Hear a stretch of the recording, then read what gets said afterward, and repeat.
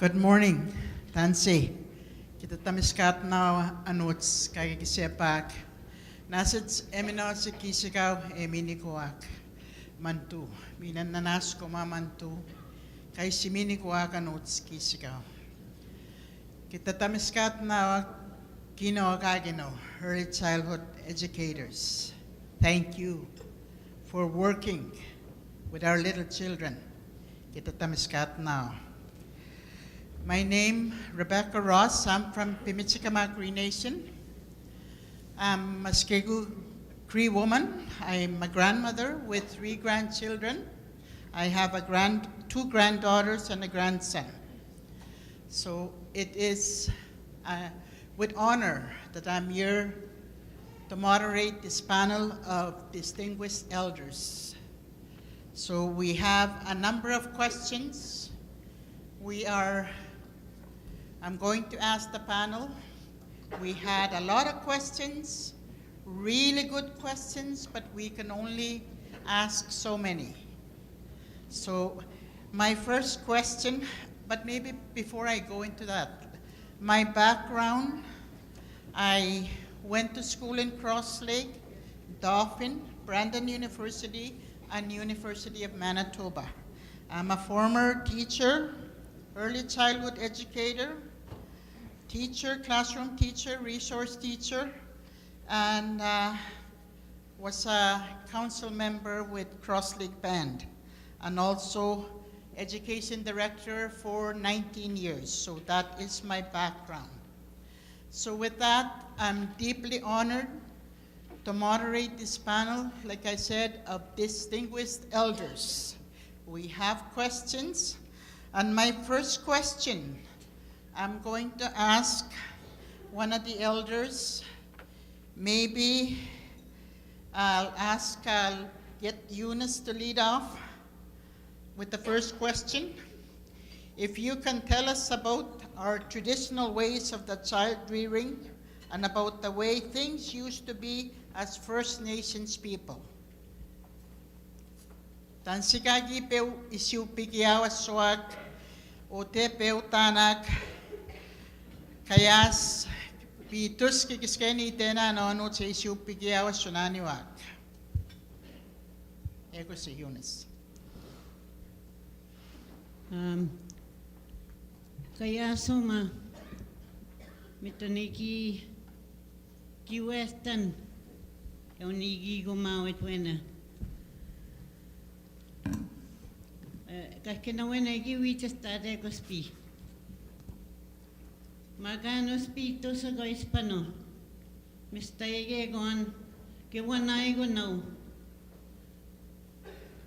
Me God en unigi go mawit. Long time ago, it was very, very easy to be a parent because the whole community took part in raising our children. Today, it's so different because there's so many interruptions, so many things that take us away from our duty as being a parent. The children, I know they feel that they want that connection, that family connection, the community connection with the grandparents, the parents, the uncles, the aunties, and the leadership. Long time ago, when I was growing up, we always had everybody looking out for us. When we were out to play, our parents never had to worry. We had aunties, uncles, and the rest of the community members that looked after us. They were not afraid to discipline us. Now, today, that fear is there. There's that reluctancy to discipline other children in the community. And I think that's where the breakdown is, because we're not working together with the parent. The parents need that support from everybody in the community so the children see that. Because we all know children grow up the way they see things. They imitate. And years ago, when we disciplined our children and gave them guidance, it was with love, patience, and calmness. Today, we don't have that. I noticed a lot of our children aren't able to listen unless you raise your voice. And what does that tell you? You're hearing that from home, the community. And we need to start working together in involving the parents.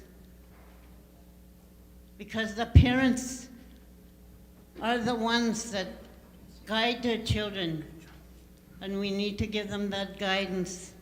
As elders, our elders are very quiet. They don't seem to feel free today to give that guidance.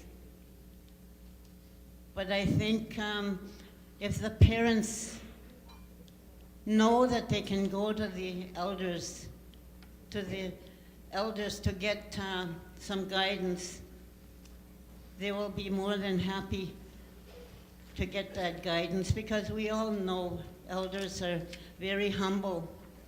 They don't push themselves on people. They just show by example. They live by example. And they create that knowledge in the children. They show that knowledge in our children. And I think that's what's lacking, the difference today in being a parent. And we all know that that was taken away from us through residential schools. But we're on a healing journey, and we as educators need to start providing some awareness to the parents, inviting them and showing them that we need them, because we can't do it alone as teachers.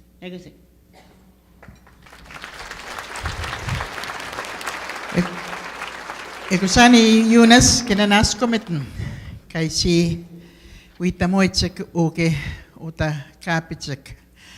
The next person I'm going to ask, the next elder, is Angele and Aquari. I'm going to ask her the same question, and we have a translator.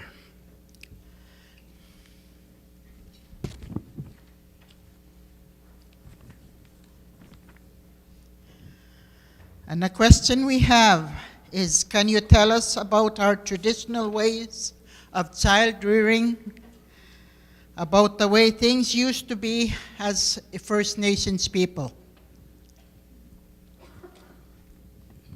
Hello.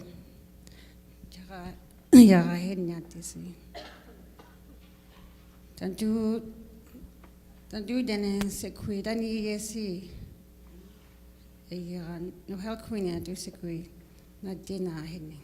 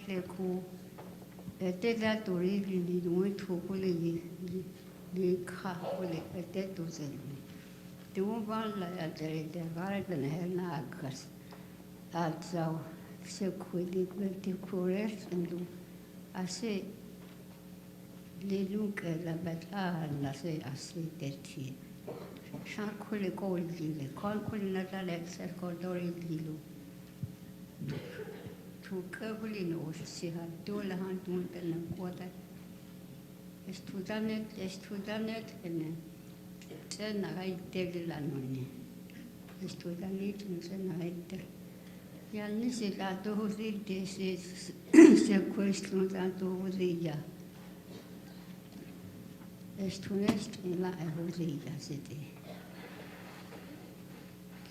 tu ke tu senza da sin teleka tu ko so kani tu yi tu kani hane de ko tu se tu se skene de so transskene sans rien de ce que tu me donnes.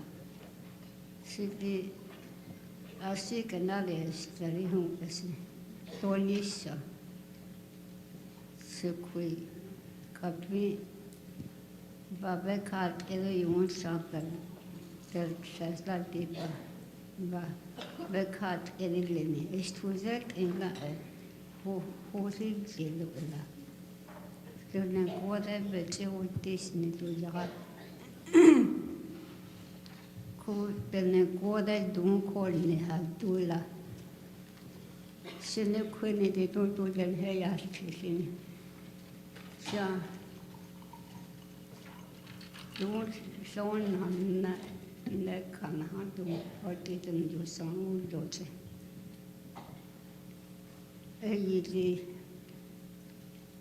Dene kodetseni hayati kaleda bizina hatsan situnsen hatsa Thompsonin sayar vestoshi vetsida vestoshi ni ya ni kosinasna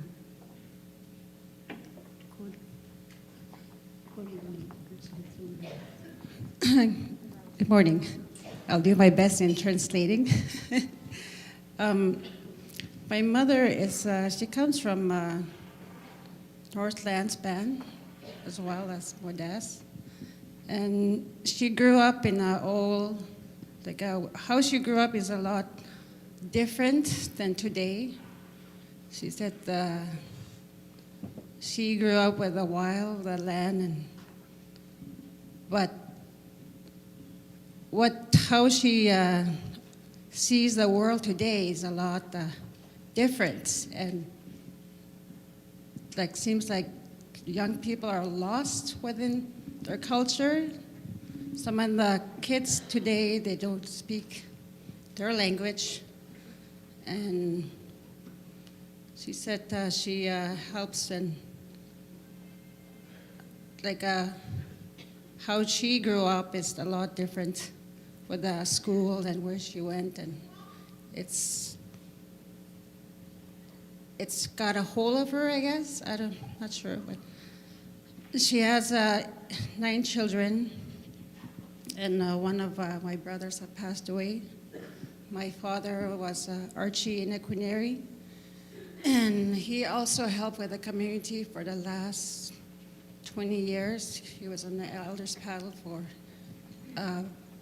bigger organizations but anyways, he was helping the young people along, try to open doors for resources to come in just for the youth. But he passed away on a job. He suffered a heart attack in Thompson, and then she's saying that she wanted to do in that direction just to help the young people. And it's kind of hard when the community is not together. How are we going to raise children? That's pretty much her aim, and she's going to tell us more. So I guess that's it.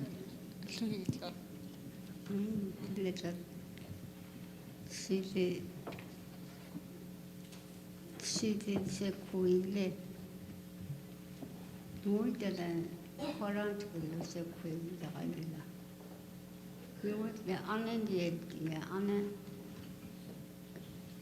she did had do then she's on cost ena the dead door is no go the do se with the cost as the dead door is Asewant. Sinesta no godilas. A dead doris, it's a dead doris, don't say what is sexually wanted doris. So this west niggas. Colas is to the artists at the Aquari with source Eunice. It's no less than no Korea. Say, that back higher contest table to tourist till you need the for out to was on it. What a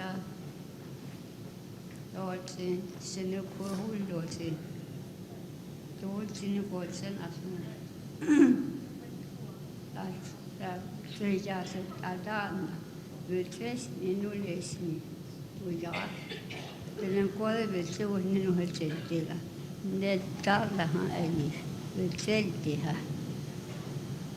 You can put it so I tell them what will so delete. Ella lui si lasciava separatore in casa. Put I see mercy nestas. She's just she commented on the education part of the system. When she grew up, there was no there was only one language that was taught, and there is no education, or there's no TV, there's nothing of communicating with the society. Growing up back in those days is very hard for her, and all she wants today is for the young generation to gain more traditional values and to not to lose that culture, not to lose a language. And when she was a teenager, she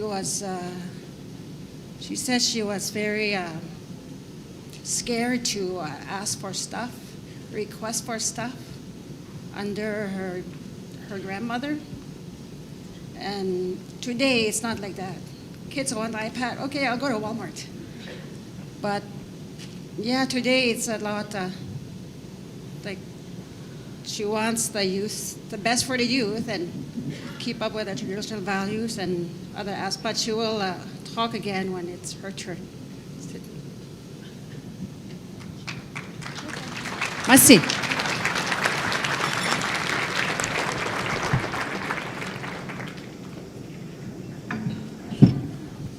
Hekosani Angel, Ginas Commitnan.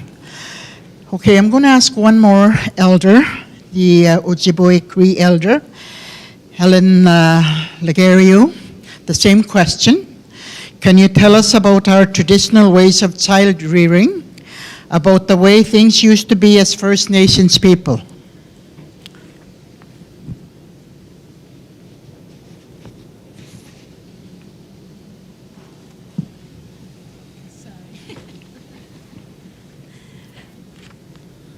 Good morning, everybody.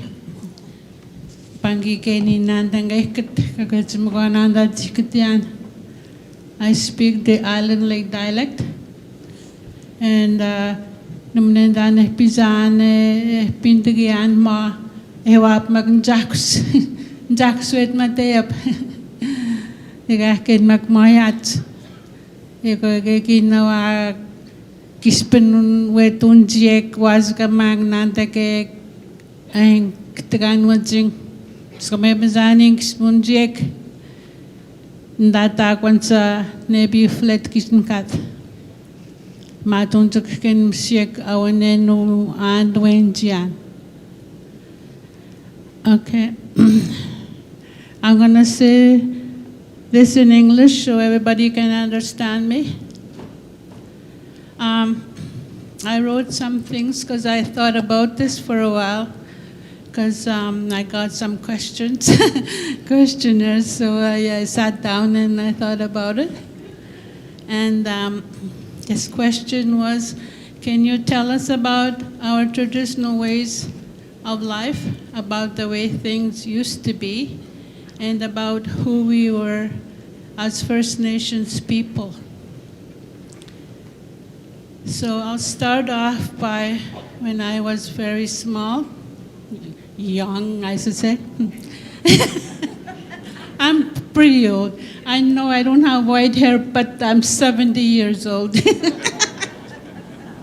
So I'm not young.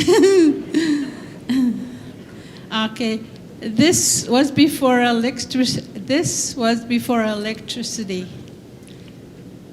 in the communities. People went to trap lines, fishing and camping, but some stayed behind on the reserve. Everywhere they were, everyone would contribute to preparing the shelter, both outside and inside the shelter.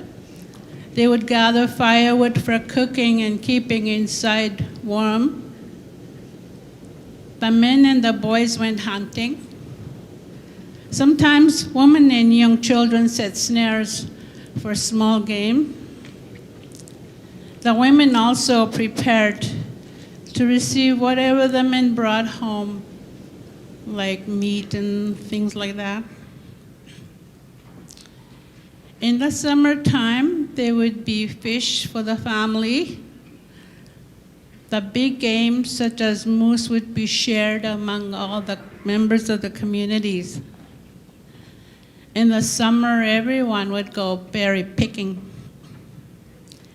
During this period of time, people lived off the land, and it was all part of education.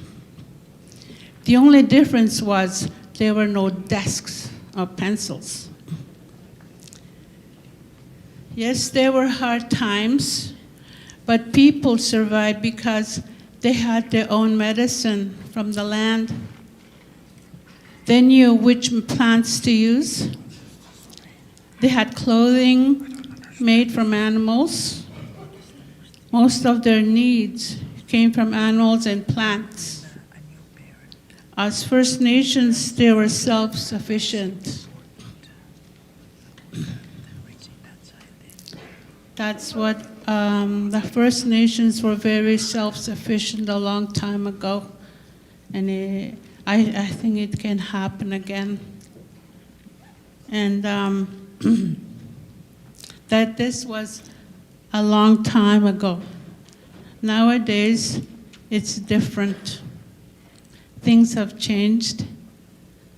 I wrote lots of other stuff. I'm just going to give it to you.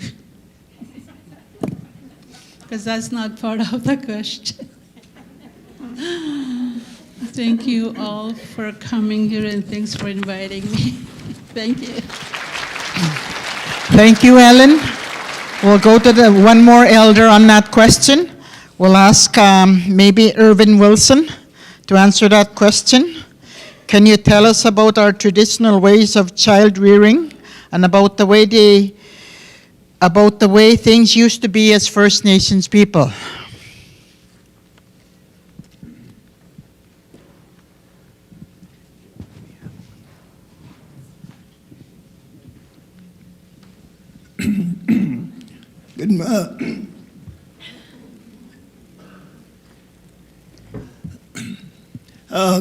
Good morning, everyone. I guess the question is, one of the things that I find out that when we were young, I was sort of the one who went out in the land and brought home small game. I grew up without a father. I only had a mother. And my primary job was to bring in game. And a lot of it was small game. Rabbits, chickens, fish, beaver.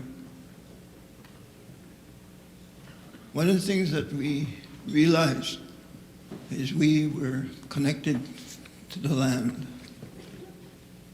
in our traditional ways. We looked out at creation, we saw our livelihood, our food, our provision was there. And the thing that we had was, we had values. We had values that was, I believe, that became a part of our lives. When we ate, we all sat at the table.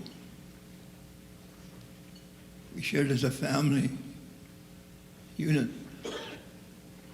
Today, we don't have that. We hear about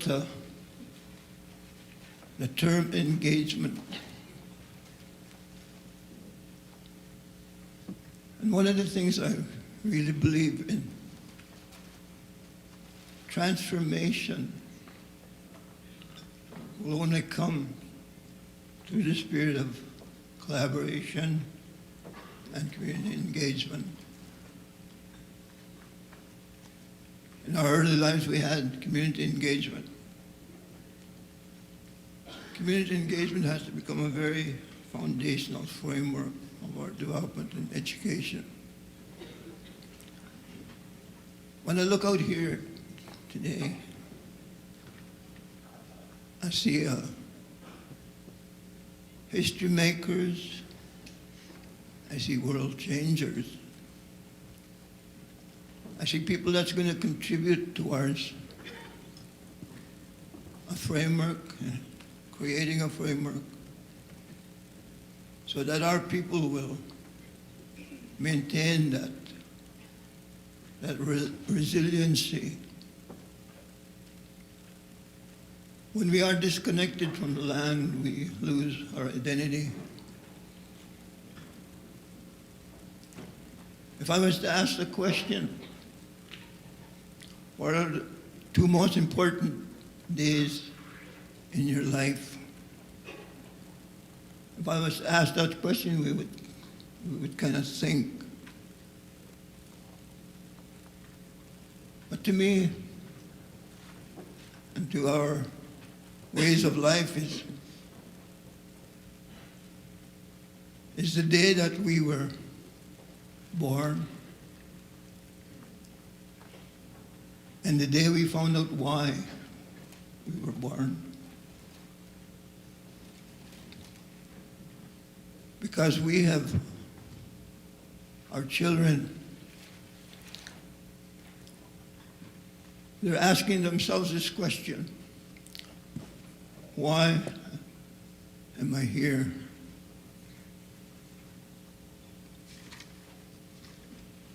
What's my purpose? What's my destiny in life?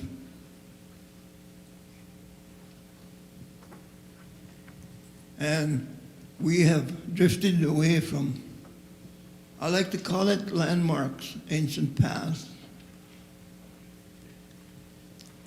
I believe one of the biggest shockwaves that just recently hit our country was made by a woman by the name of Jody Wilson.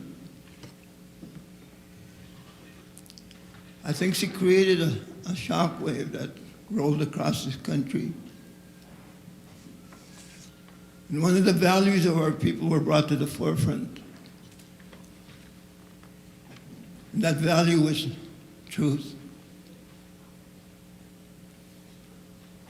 And that's a landmark, that's an ancient path that we don't divert from when we are building our communities. Because when you think of our people, we have a universal value system that we believe in. It has to do with respect, honesty, humility, courage, wisdom, and love. And that's what our parents had, with love, compassion. Our communities. I don't know if any of you have ever heard the term bees. But I remember when things were needed in families, wood was required, the community would get together and move in that area of helping that individual get all the wood they needed to last out through the winter. If anybody needed a cup of sugar, we would borrow a cup of sugar. That was our people. That was part of our way of life. I believe that as we walk into healing and reconciliation, a time of bringing back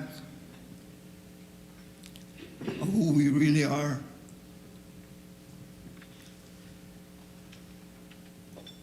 We will grow. We will take our place. I still remember when we first looked at our education in our community. We looked around and we asked, we wanted to employ our own teachers.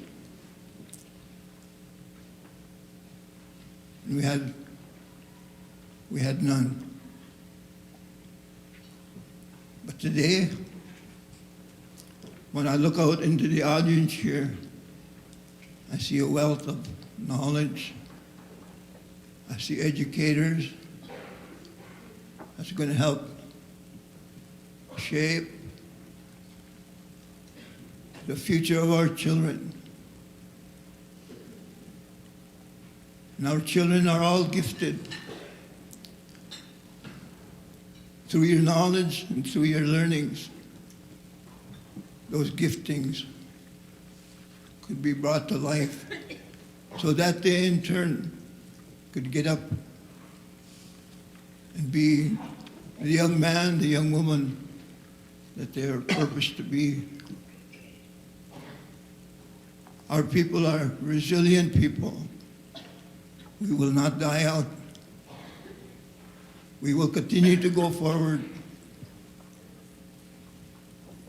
And as we latch onto these landmarks, our values, it'll keep us together. It'll keep us at the boardroom tables of planning. It'll give us the ability to work together as Native people and collaborate.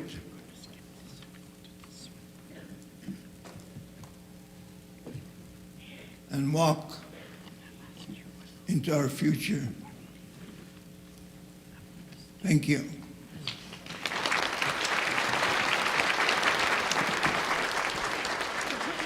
Thank you, Irvin. Okay, we're going to go to the next question. I'm going to skip some few questions, and I'm going to ask Ruth Norton the question of what role can elders and knowledge keepers play in teaching language and culture? Ojibwe-Cree. In the mangani na mai ayan, ayot mago kinau mag, kinau mag ayot. Ogo kagi pisha out sagging uncha, then the nakamak. Tago gave the paw, o pasquayak, then the nakamak gave. Gozesani shete ki aya, kamachat, Ojibwe-Cree dinak. Egi shawini maot. Shigo ogokina umaga ayamat ke danawe maganak. Ojibwe-Cree kitanim Egi Pishai Kuma. Shigo Nine Nindaman. Pigobinonchi Chikendang Chinishnabe Mut. Chimashki Gomut. Chikendang Gae. Wayo Agoitiwin. Apiche mi ye chikendamot. Mi ye anish.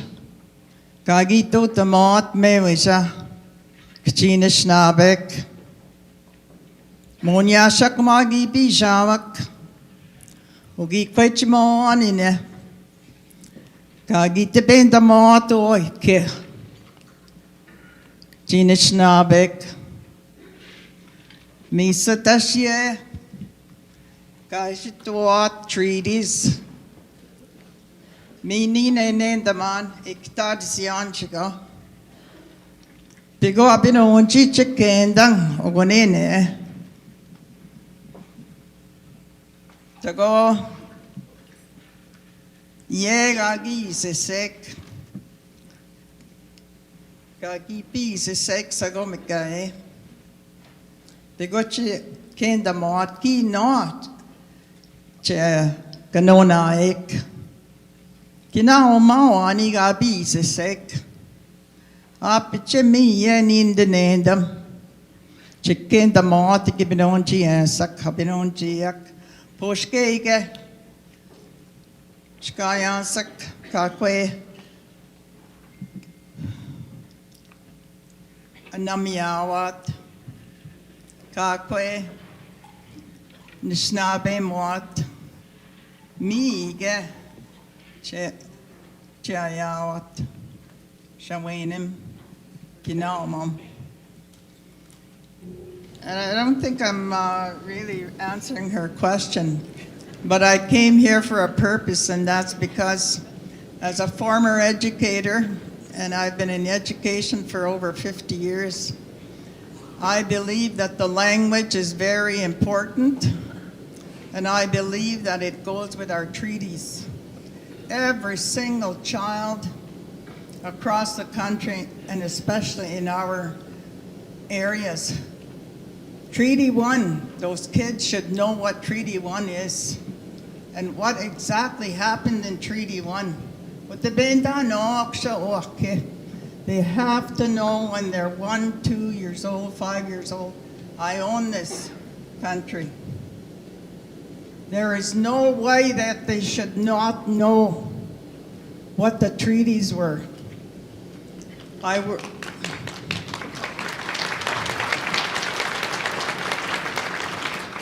I may sound very political, but I worked with Assembly of First Nations for a long time, and I worked with chiefs across the country. And I worked in the area of what our rights were. And they always talked about the treaties because the elders were behind them. There's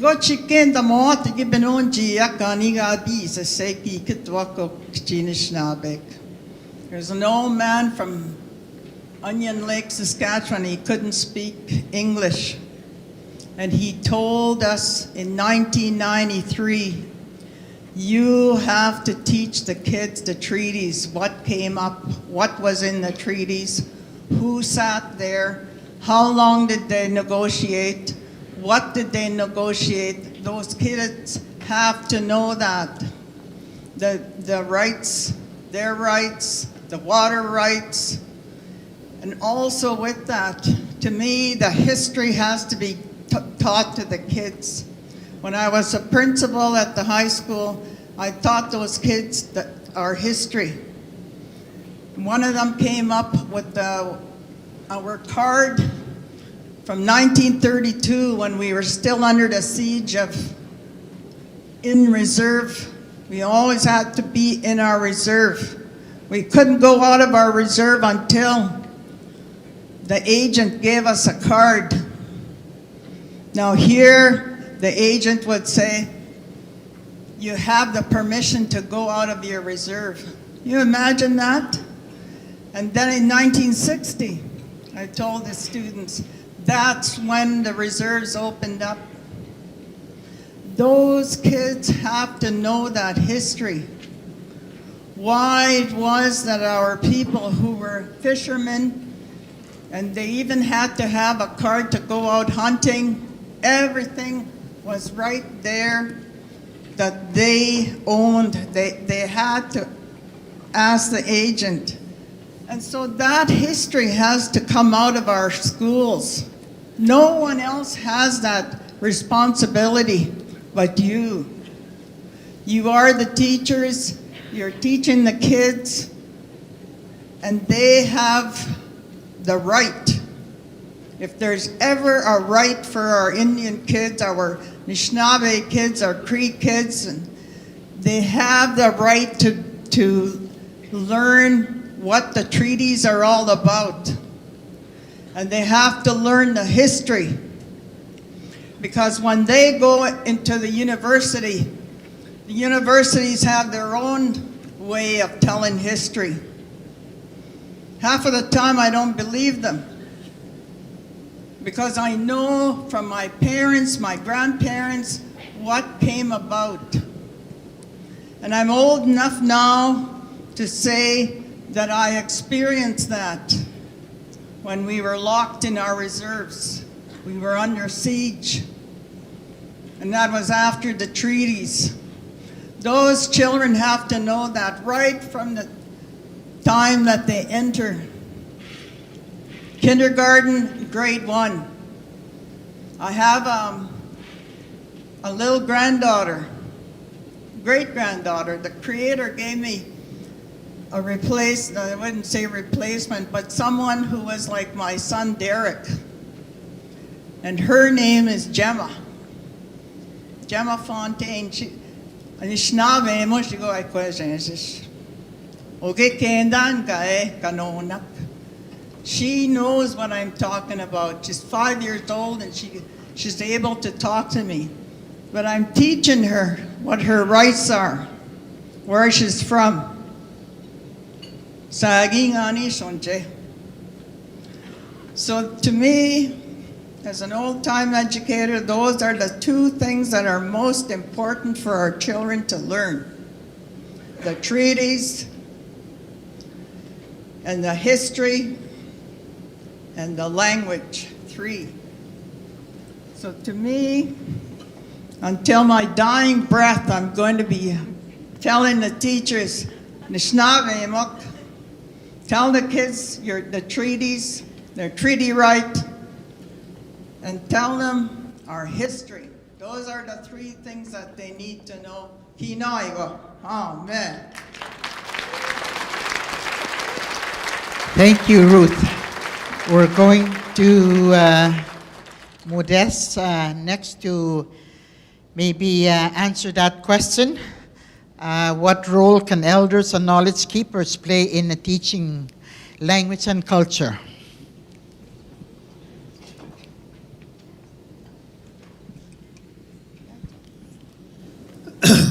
Masi, Johnny, is an ideality, Secretary. Randa Yale Tila, don't Donald Canorion, Secretary Canadian. Atu Secretary Dioli, the Asna DC, Kazin, Holtasi, the Yatu Secretary Honilton, Atu Bejanio, Beatu. Nizi datu asna di darat dinisi eira no hotel karhu si danestan hade no hakosi ha. Okay, my name is Modeste Antsanen, and when they did the background, they only say my name and where I came from, because I didn't really know I was supposed to put all that background in there, what you have done. So I'm just going to say a little bit of that. I worked in school for 20 years as a teacher assistant. I went to Brandon University and University of Manitoba. I have 90 credit hours. I never finished. I did 90 credit hours through to my education. But in 20 years, I taught like Taekwondo, which right now we have over 30 black belts. I work with junior rangers, and I was a ranger, which is affiliated with the armed forces, and junior rangers are more like cadets that they have in the city. And also in school, like I worked 20 years and I work in industrial arts. I was also working in the gym. I was all over the place, and my main thing was outdoor education, but now they call it land-based education.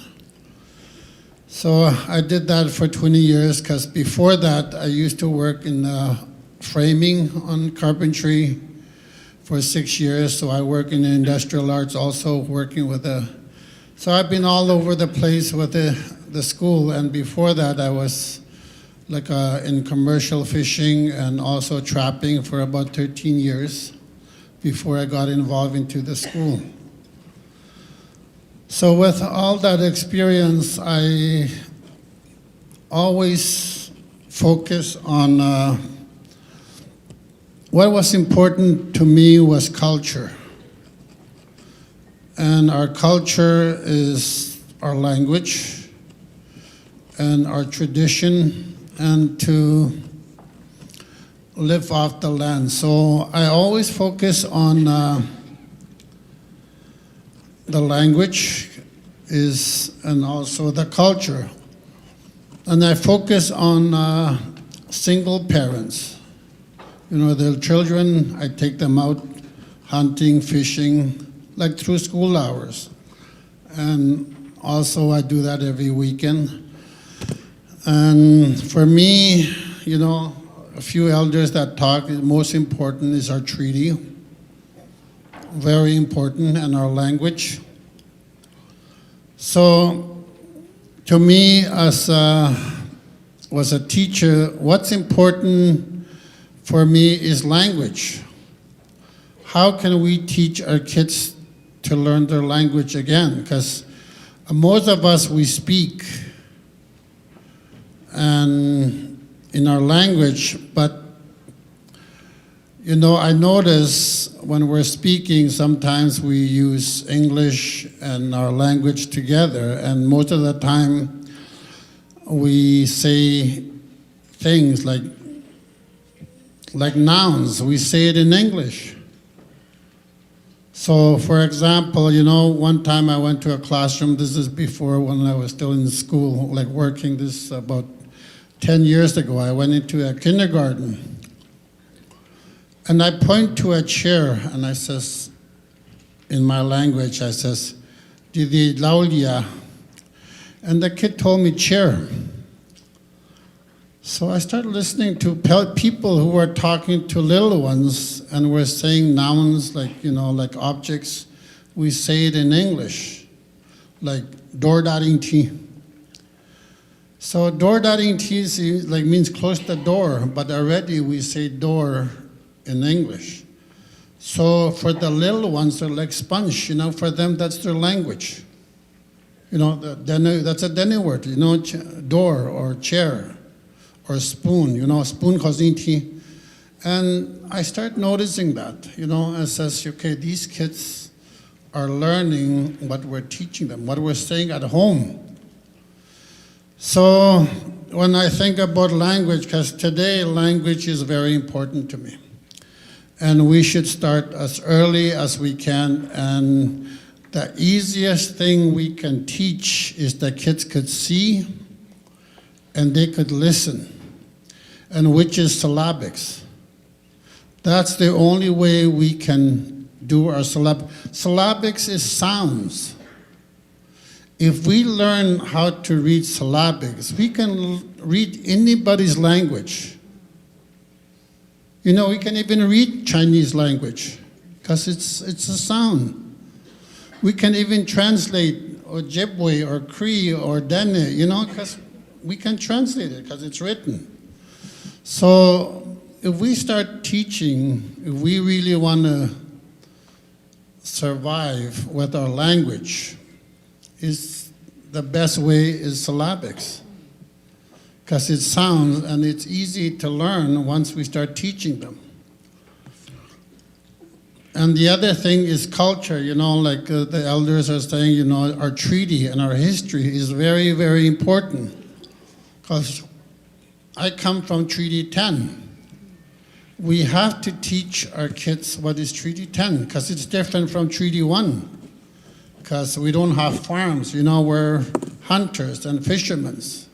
Nothing grows up north except tamarack or evergreens, because the time is short and our trees are small. Because a friend of mine used to tease me in Brandon. He says, "You come from the little sticks," Okay, so just wanted to say that's a thing about language and culture, because our culture is, without our language, we're nobody. And our culture, you have to learn how to fish, hunt, and survive, like shelters. A lot of times I used to say, put me 50 miles away from everywhere and put a professor in there. He says, "I'll be back." But I don't know he'll be back. So you have to learn both, if you want to survive in a city, you have to have your education. But with that, we should have our language. Very important to teach our kids, the little ones.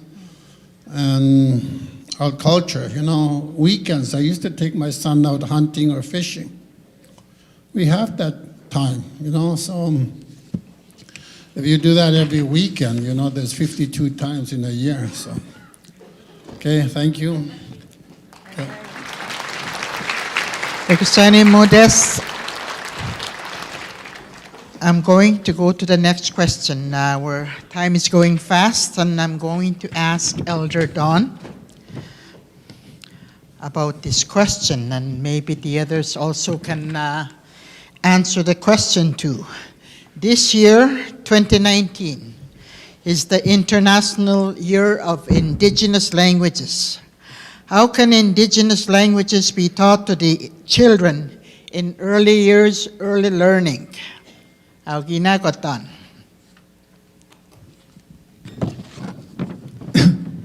Thank you.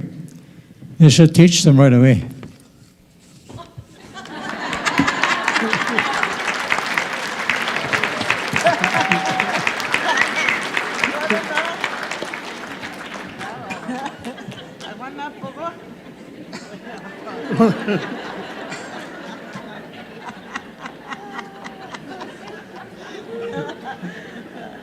Everything else is just dressing. Maybe they better say something.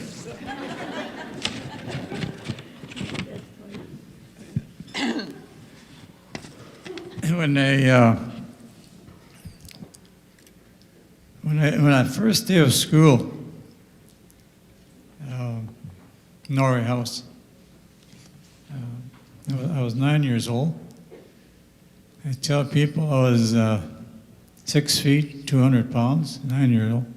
Then I saw a 9-year-old. I said, "Oh, I guess I was lying all this time." But I'll just mention a couple of things. One is that when I started school, there was only one language that I knew, and that was Cree. That's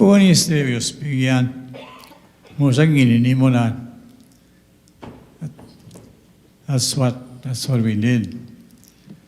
Cree was the language that we used at home, and Cree was a language that was used in the community. And so in the community when I was growing up, I certainly knew everybody in a community that the small community that we were on. It's called Robertson Bay. For those of you that are, I think there's one or two Norway House here. It's called Robertson Bay. If you talk to Robinsons, they'll say, no, it's not Robertson Bay, it's Robinson Bay. So I said, well, I'm speaking right now, it's Robertson Bay. And I also knew almost everybody within a distance of where we lived.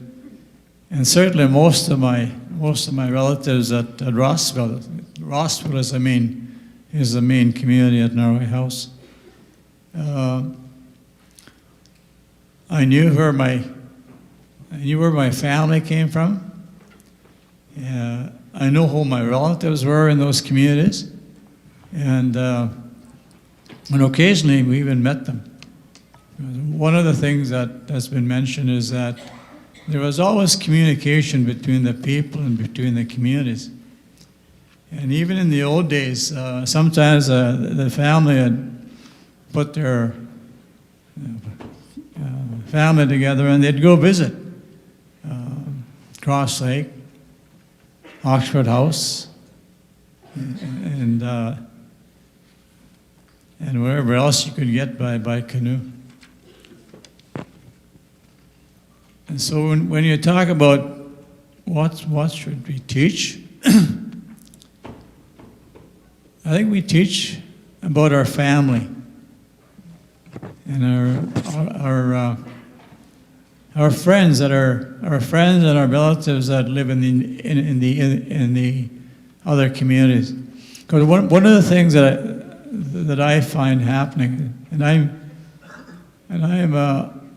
I'm getting old. Okay. I was looking funny because I dyed my hair.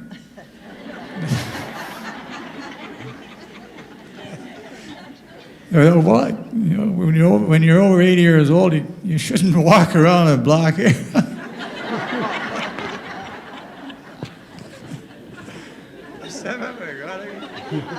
I can tell you, I take 80 years to tell my story. Anyway, so I'll say this. But I knew what I want to say. I knew what was happening in the community. I understood everybody in the community, and everybody in the community understood each other, right? So my knowledge base was very deep, very strong, and very communal, right? Whatever that means. I use words I don't know what they mean. If I don't say anything, I can usually pass it over because people don't want to sound disrespectful. No, that's not a word. Anyway, so I knew all this. I had all this background information about my community, all those things that people have talked about. Those are the community. Those are the things that happen in the community. I never, on the time that I was growing up, saw a checklist that said, this is how you should behave. Right? I never saw a thing like that. I don't know if anybody else did. Nobody ever said, well, here are 7 rules that you should follow. Right? There are more than that. More rules than that. Okay, that's my introduction. So. And now I want to say to you,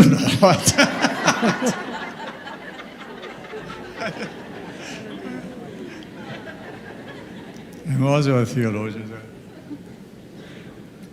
When I start first year of school, this is where I was going to start, right? I got lost myself. By the way, I like it. One of the secrets, I'll just reinforce what you said, right? One of the things that we really need to do is involve parents in the education of their children. The first day of school, I was 9 years old. I was 7 feet tall, 400 pounds. No,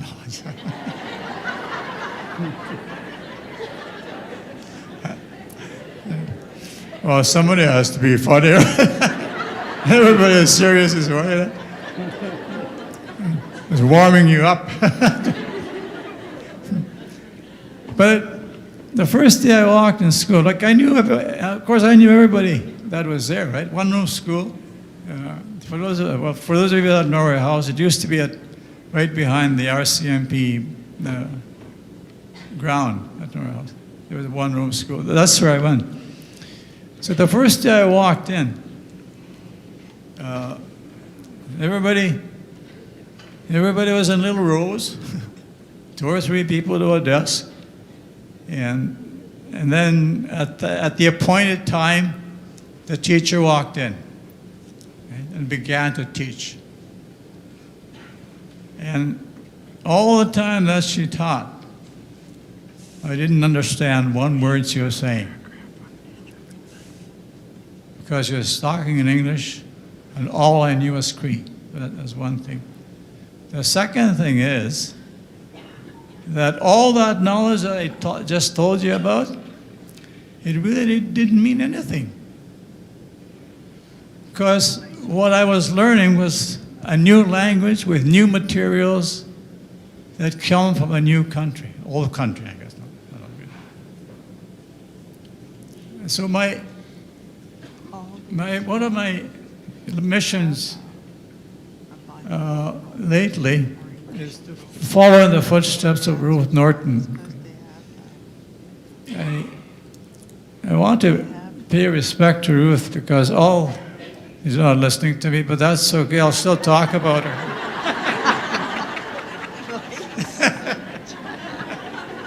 Go ahead. Okay.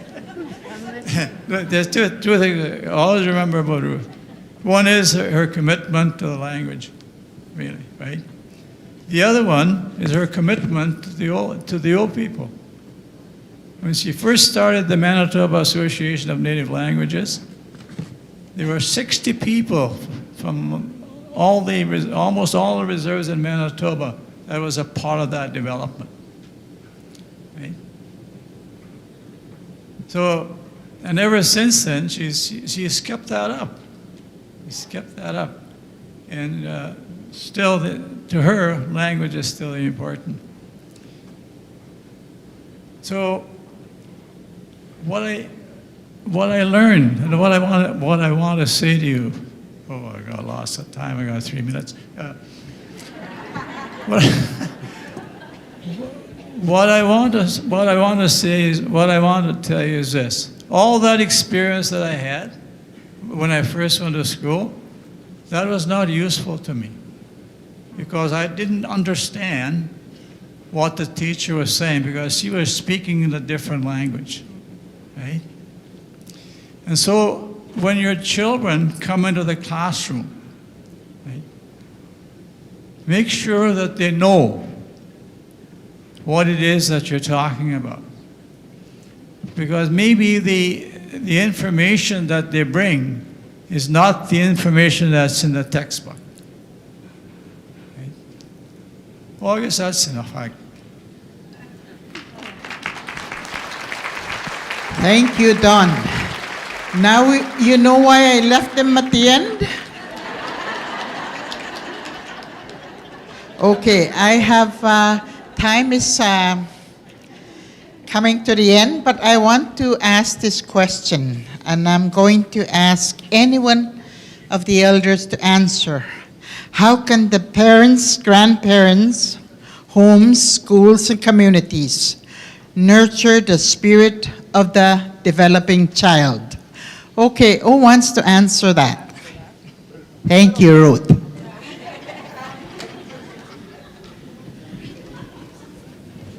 Well, one of the ways, I know all of you know ways of encouraging the children to learn the language and so on.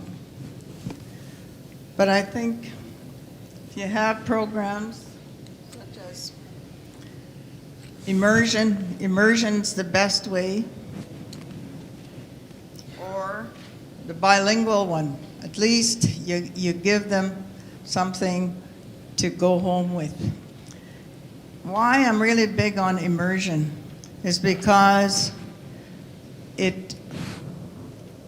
have the ability to have the grandparents come in, because they're the ones that have the language, and also the parents themselves.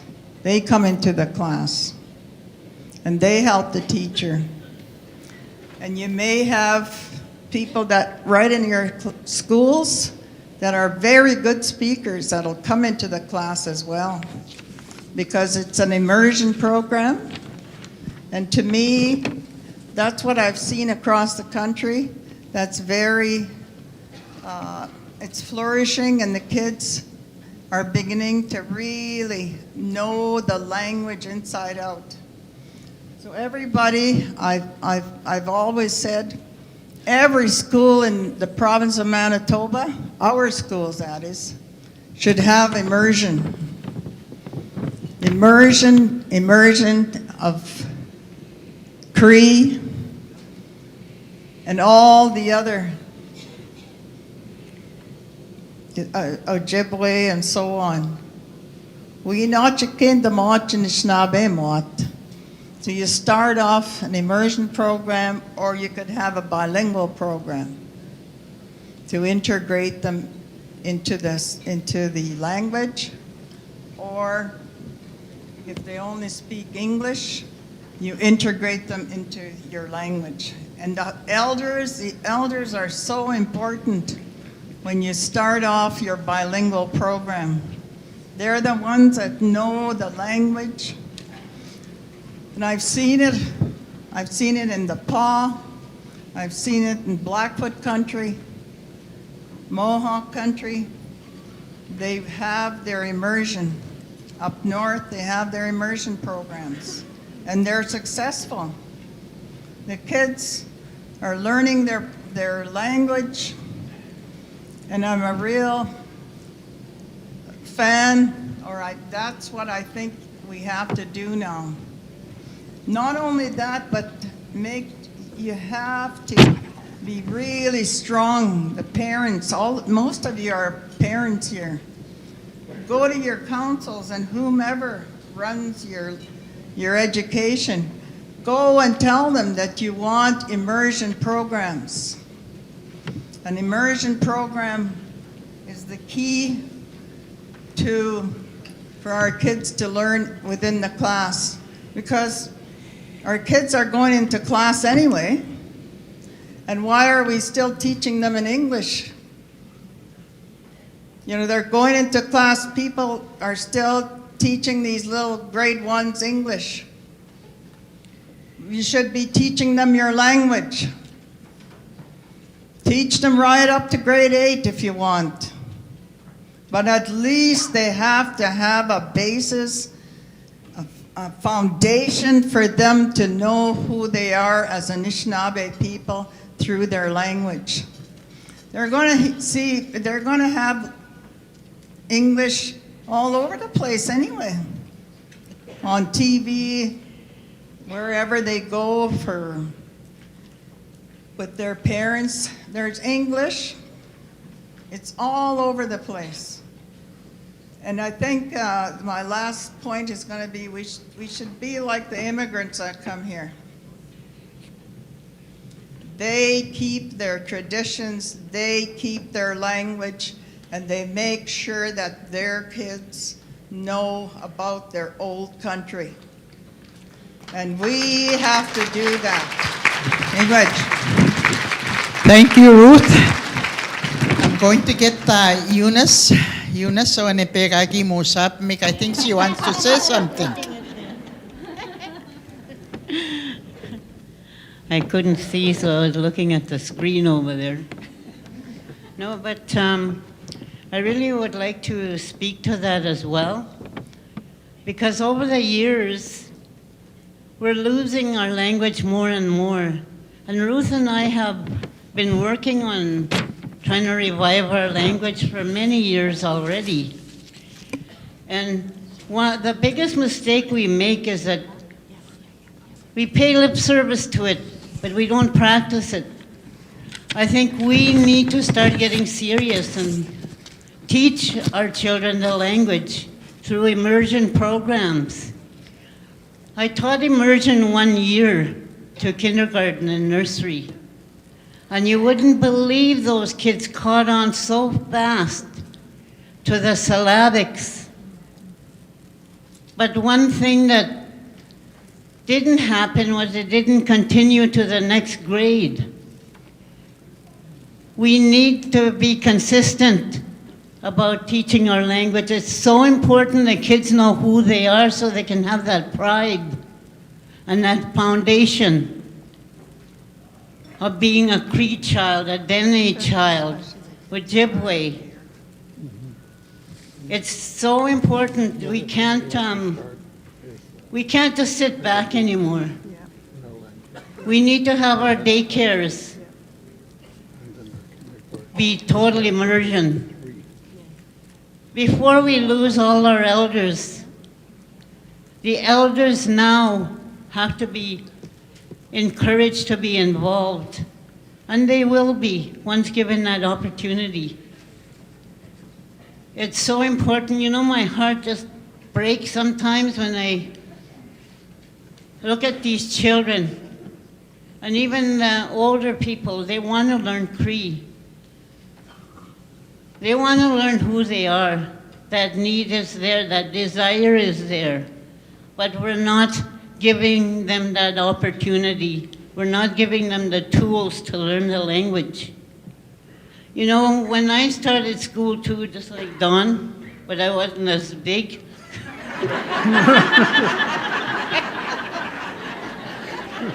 All I knew was Cree.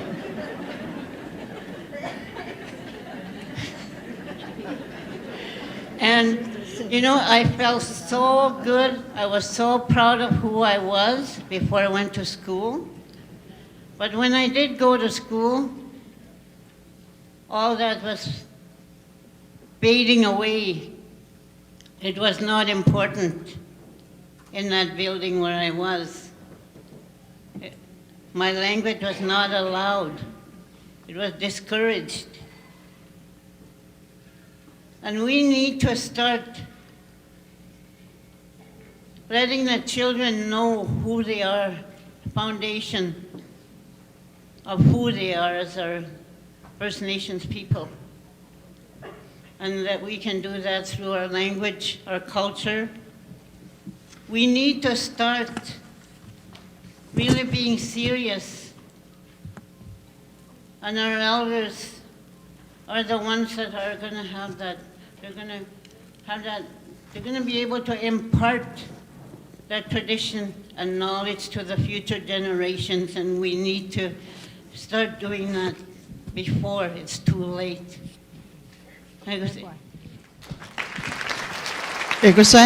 Eunice. Okay, elders. Is there an elder that really wants to speak, to add on before we come to an end? Okay.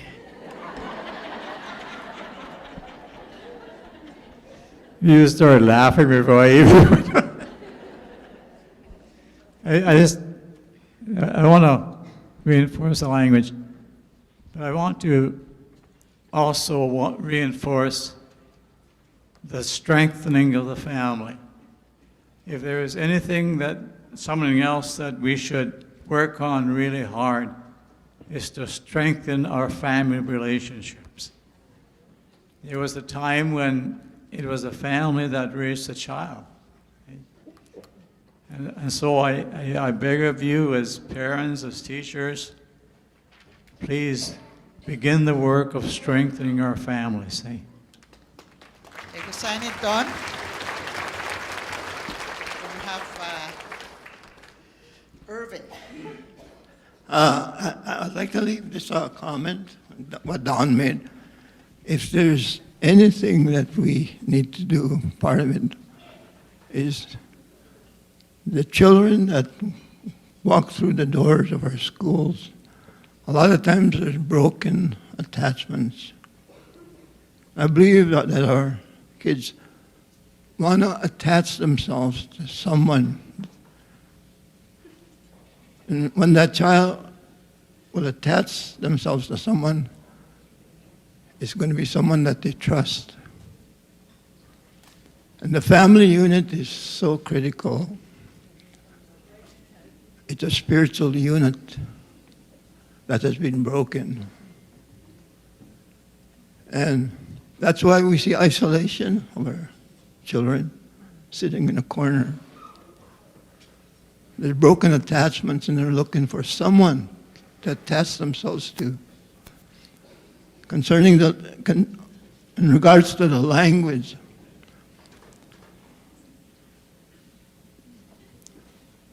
I believe it's in our bloodline, so it's not impossible. I have a brother-in-law that's 54 years old. He's in Red River and he's speaking his language now. So it can be done. He just surprised the whole family. One day he told the family that he's going to Red River College, Red River Community College. And he's taken his Cree language. So it's not impossible. It's in our bloodline. But the attachment is so important. And as Native people, I had the opportunity to listen to Chief Dan George and also meet him. And Chief Dan George said, the white man has something that we can use.